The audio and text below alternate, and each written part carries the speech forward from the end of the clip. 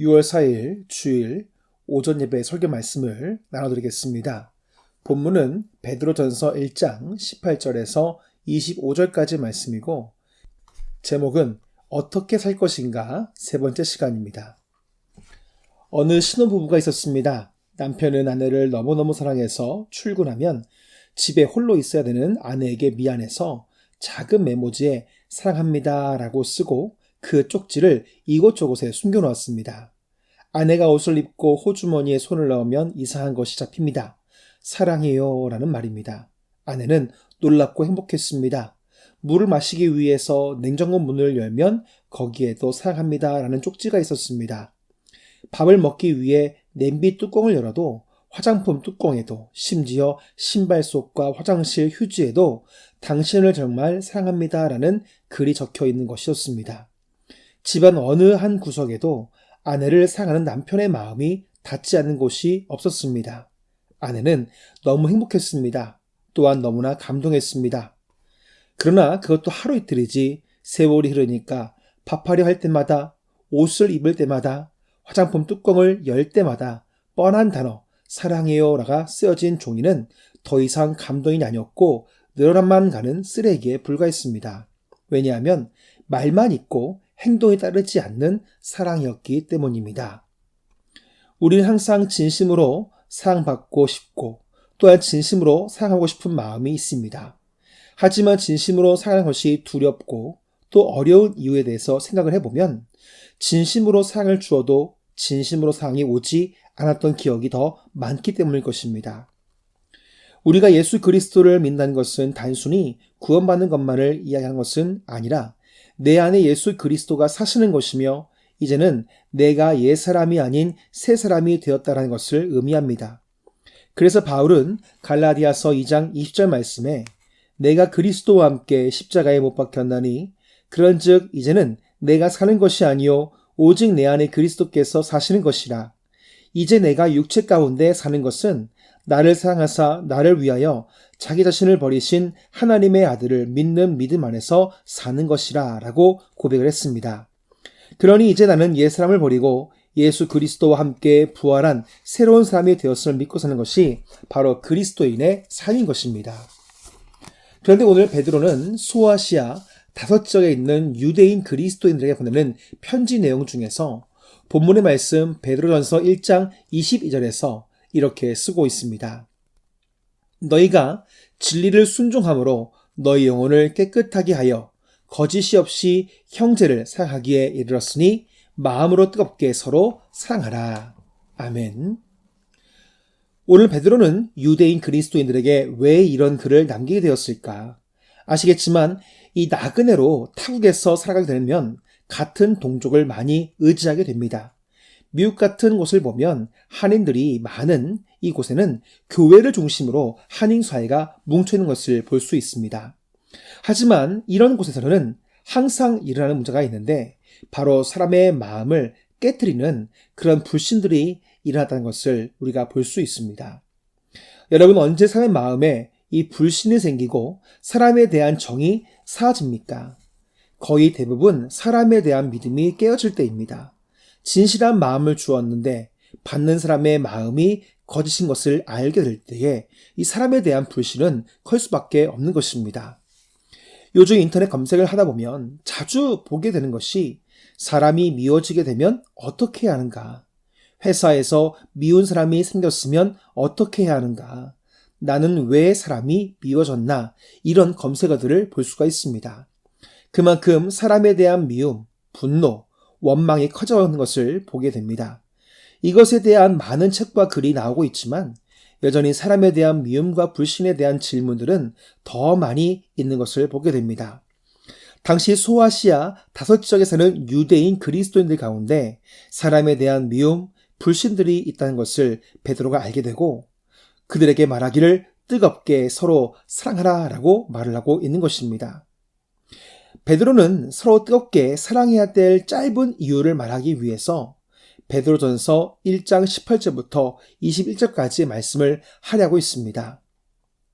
너희가 알거니와 너희 조상이 물려준 헛된 행실에서 대속함을 받은 것은 은이나 금같이 없어질 것으로 된 것이 아니요 오직 흠없고 점없는 어린 양 같은 그리스도의 보배로운 피로 된 것이니라. 그는 창세전부터 미리 알림 받으시니라. 이 말세에 너희를 위하여 나타내신 바 되었으니 너희는 그를 죽은 자 가운데서 살리시고 영광을 주신 하나님을 그리스도로 말미암아 믿는 자니 너희 믿음과 소망이 하나님께 있게 하셨느니라. 아멘. 왜 베드로는 유대인 그리스도인들에게 예수 그리스도에 대한 복음을 설명하고 있는 것일까요? 여러분, 복음이 무엇이라고 생각하십니까?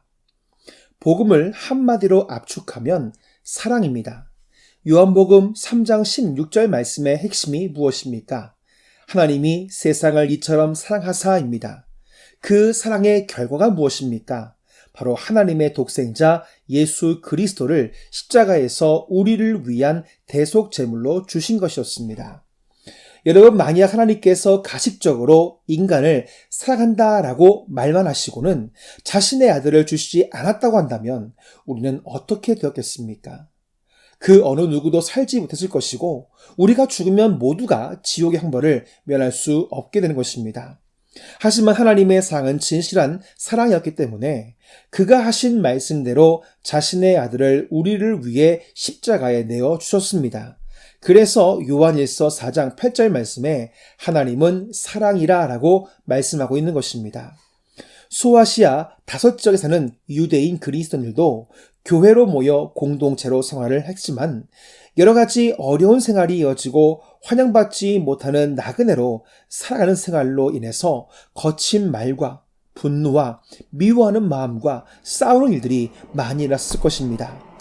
그런 모습을 보고 있는 이 본토 유대인들의 눈에는 유대인들은 쉽게 분노하고 화를 내는 사람들로 비춰져 있지 않았겠습니까? 요즘도 이 교계 뉴스를 보게 되면 교회 안에서 싸우고 다투고 미워하는 모습이 세상 사람들 눈과 귀에 들리도록 하는 교회들로 인해서 정말 교회에 대한 인식이 안 좋아지고 있습니다. 말로는 서로 사랑하라라는 말을 많이 하지만 정작 교회 안에서는 싸우고 다투고 큰 고성이 오가는 모습 때문에 한국 교회와 정말 믿음 안에서 살고 있는 많은 그리스도인들의 모습을 오해하게 만드는 일이 얼마나 많이 있는지를 모릅니다. 우리가 왜 서로 사랑해야 되는 것입니까? 왜 우리가 진심으로 사랑하며 신앙생활을 해야 되는 것입니까? 베드로는 하나님이 우리에게 예수 그리스도를 대속물로 내어주신 그 사랑으로 인해서 우리가 구원을 받았듯이 이제는 우리는 그리스도 예수 안에서 옛 모습은 사라지고 하나님의 사랑을 이식받은 하나님의 사람이 되었기 때문에 하나님이 우리를 사랑했듯이 우리가 서로 사랑하며 살아가야 된다는 것을 말씀해 주고 있는 것입니다. 다시 말해 복음이 그들의 가운데 다시 심겨지기를 간구하는 마음으로 이 말씀을 그들에게 전하고 있는 것입니다. 여러분, 성경책을 보면 이 장마다 주제를 써놓은 책이 있습니다. 특별히 베드로전서 1장 13절에서 25절까지의 말씀을 보면 그 주제가 무엇이냐면 바로 거룩한 삶으로 적어 놓았습니다. 거룩이 무엇입니까? 바로 분리가 되어진 상태가 거룩입니다. 그런데 여러분, 하나님은 사랑인데 거룩하신 분이십니다. 우리가 예수 그리스도의 십자가의 구속의 공로로 거룩해졌다라고 한다면 우리 안에 무엇이 있어야 합니까? 바로 사랑이 있어야 되는 것입니다. 베드로는 오늘 본문 말씀 베드로전서 1장 22절에서 이렇게 말씀하고 있습니다. 특별히 쉬운 성경 버전으로 말씀을 드리면 여러분은 진리에 순종하여 자신을 깨끗하게 하였고 진심으로 형제를 사랑할 수 있는 마음을 갖게 되었으니 이제는 온 마음으로 깊이 사랑하십시오 라고 적어놓았습니다. 여러분, 여성이 임신하여 어머니가 되면 엄마의 자세는 어떻게 변합니까? 먼저 엄마의 마음부터 아기를 사랑하게 됩니다. 또한 그 사랑은 그 엄마의 삶을 변화시킵니다. 몸가짐도 마음가짐도 조심하게 됩니다. 약도 함부로 먹지 않습니다. 아기가 해가 될 만한 모든 것들은 다 멀리합니다. 험한 말도 하지 않고 다투지도 않습니다. 좋은 음악을 듣고 아름다운 생각을 하고 정기적으로 건강검진도 받으면서 아기가 태어날 그날만을 손꼽아 기다리는 것입니다. 바로 이것이 온 마음으로 깊이 사랑하는 모습입니다. 하나님이 우리를 구원하시기 위해서 끊임없이 사랑하신 그 사랑과 비교할 수는 없겠지만 이런 아름다운 사랑을 교회 공동체 안에 이루어지게 된다면 얼마나 큰 축복이겠습니까? 때론 우리가 삶이 힘들고 피곤하고 지칠 때에는 누군가를 사랑할 수 있는 여유와 마음이 생기지를 않습니다. 또한 사람들의 말 한마디 한마디가 때로는 우리에게 거치게 느껴질 때가 있습니다. 하지만 교회 공동체 안에 누군가가 다가와서 온 마음으로 우리에게 위로하고 사랑을 전할 때 우리에게 얼마나 큰 기쁨이 되는지 모릅니다. 뿐만 아니라 이 사랑과 위로가 교회를 넘어서 가정과 사회로 넘어가면 그 사랑은 세상의 빛이 되고 소금이 되어서 사람들을 기쁘게 하며 하나님께 영광이 되는 것입니다. 그러므로 여러분, 내 안에 사랑을 흘려보낼 수 있도록 기도하십시오. 하나님, 내 안에 주님의 온전한 사랑을 나도 누군가에게 온전하게 흘려보낼 수 있는 사랑의 마음을 주십시오라고 우리가 철저하게 또 간절하게 기도할 수 있는 것입니다. 그때에 진심으로 우리가 누군가를 사랑할 수 있는 마음을 하나님께 주심을 우리가 믿어야 할 줄로 믿습니다. 마지막으로 주여 나의 평화의 도구로 써주소서라는 시가 있는데 그 시의 내용을 읽음으로 설교 말씀을 마치고자 합니다. 주여 나를 평화의 도구로 써주소서. 미움이 있는 곳에 사랑을, 상처가 있는 곳에 용서를, 분열이 있는 곳에 일치를, 의혹이 있는 곳에 믿음을 심게 하소서. 위로받기보다는 위로하고 이해받기보다는 이해하며 사랑받기보다는 사랑하며 주님을 온전히 믿음으로 영생을 얻기 때문이니 주여 나를 평화의 도구로 써주소서. 주여 나를 평화의 도구로 써주소서.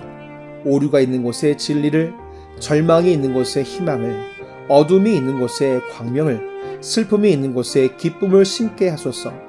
위로받기보다는 위로하고 이해받기보다는 이해하며 사랑받기보다는 사랑하며 주님을 온전히 믿음으로 영생을 얻기 때문이니 주여 나를 평화의 도구로 써주소서. 아멘.